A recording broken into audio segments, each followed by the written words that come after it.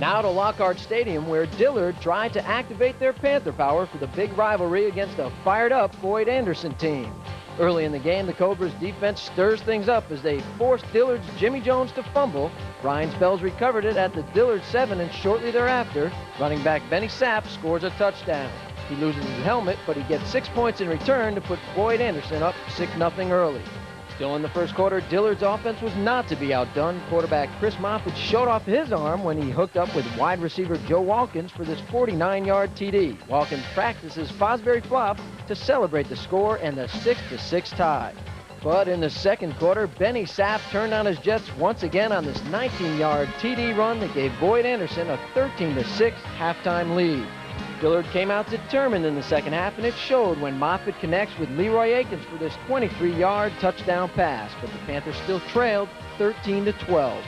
They weren't done, however. Running back Jimmy Jones makes up for the earlier fumble with this go-ahead 2-yard touchdown run to put Dillard up 20-13 in the third quarter. Plenty of time for Boyd Anderson to come back, but victory was just out of reach. Jarvis Butler can't make the grab, and Boyd Anderson can't come back to win. Dillard takes it 20-13. On to Curtis Park, where Miami High comes out smoking for their battle with the Braddock Bulldogs. They got on the board right quick when Andre Johnson runs back the opening kickoff 83 yards to give Miami a 6-0 lead just seconds into the game. The Bulldogs from Braddock proved that they were up to the challenge when they capped their opening drive with this 3-yard touchdown pass from Keldrick Bailey to Jackie Jenkins. With that score, Braddock led 7-6.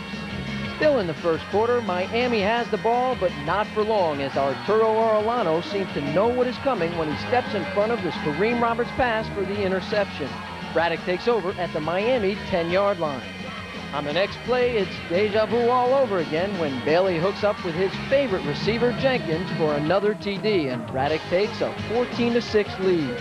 Just before the half, Miami hits pay dirt when Roberts connects with Jonathan Johnson on this 17-yard scoring strike, and the teams are tied at 14 at the end of the first half.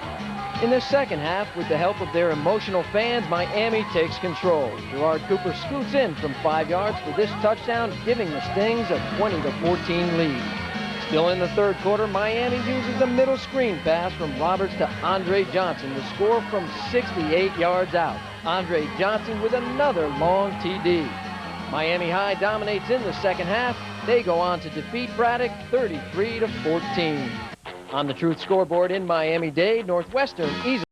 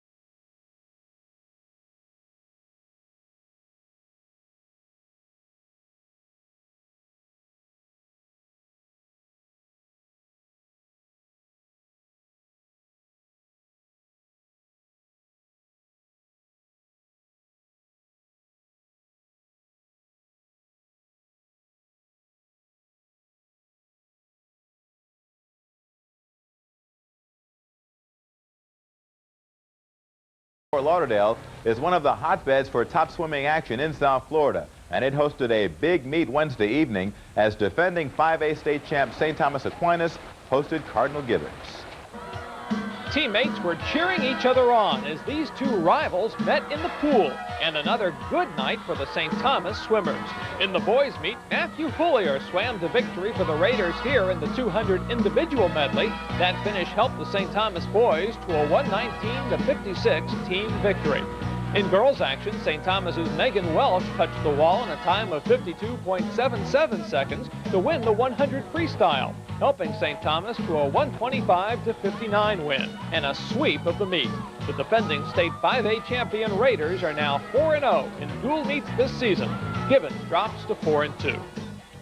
Now, one of the top swimmers for St. Thomas is this girl, Liz Dwars. She's already a state champion, and Liz has put in some amazing hours to make herself tops in her sport. We'll have her story when Sun Sentinel High School Sports comes right back. Liz has risen to the top of her sport while making daily sacrifices to be #1. We now present Liz Dwars as our featured student athlete.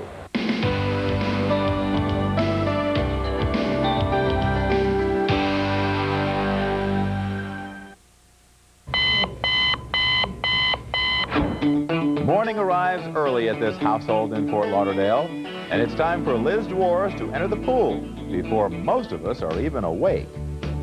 Yeah, you get used to it, though. I mean, that goes back to the whole willpower and dedication thing. It all comes with that. I mean, that's what you have to do. Willpower and dedication are traits that have helped make Dwars one of South Florida's top distance swimmers. As a junior, she won individual state titles in the 200 and 500 freestyle. And in her senior year, she's back for more. I think it's one of the hardest sports there is, and it's very challenging, and it's individual sport, and it's also a team sport. There's relays and there's individual, and everyone works together, and they're all striving for the same goal, which I think is helpful. She has trained well year-round, and this past summer and past spring, that she has improved a lot physically and also as well as psychologically. She swims her races smart all the time. She doesn't go out crazy. She always stays consistent. She's always a good racer and wins and always wants to win. She's always training hard in practice, and you can see it in her training that she's going to be a great swimmer. While others excel in the sprints, Dwars, who competes for both St. Thomas and the Fort Lauderdale swim team, prefers the longer distances, which she finds more challenging both physically and mentally. Distance swimming is different than sprinting in the way that you have to think a lot. And it's you don't just go. It's all thought process, the whole race. You're constantly thinking. I like that. I think it's important that you have a strategy your entire race. She's a very serious swimmer. She wears the black goggles to scare everybody away, and doesn't scare me, but other people, she's very intimidating. She's got the mean face. She's very hungry to be as great as she can be, and she's willing to pay the price to be great. It's a special pleasure to train with her, because even if she's feeling badly, she'll still give it everything she's got. She's a great leader. A lot of kids look up to her, like a lot of lower swimmers, you know, look up to her, and she is outspoken and isn't, afraid to talk to people, which makes it easy to be a good leader.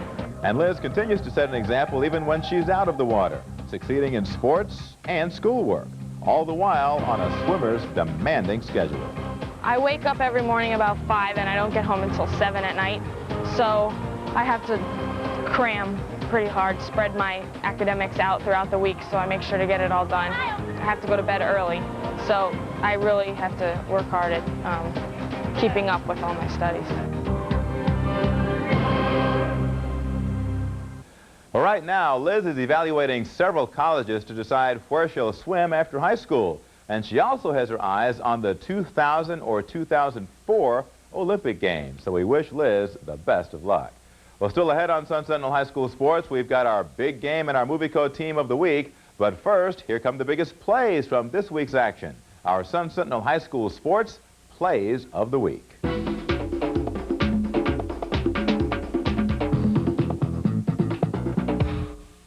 Our first play this week comes from Braddock defensive lineman Arturo Orellano, who smells out the screen pass by Kareem Roberts and returns it down to the Miami High 10-yard line. That play set up a Braddock touchdown.